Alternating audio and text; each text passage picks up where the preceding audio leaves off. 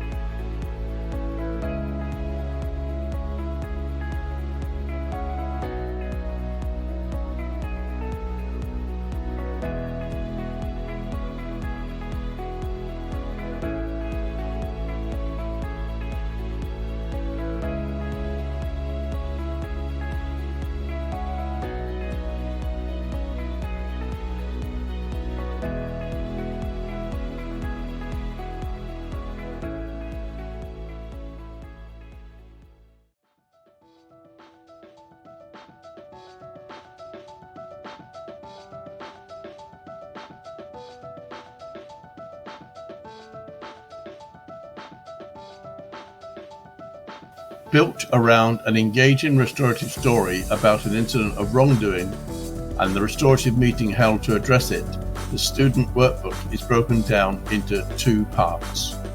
Part 1 is designed to introduce children and young people to the general concept of restorative and relational processes, or RP for short.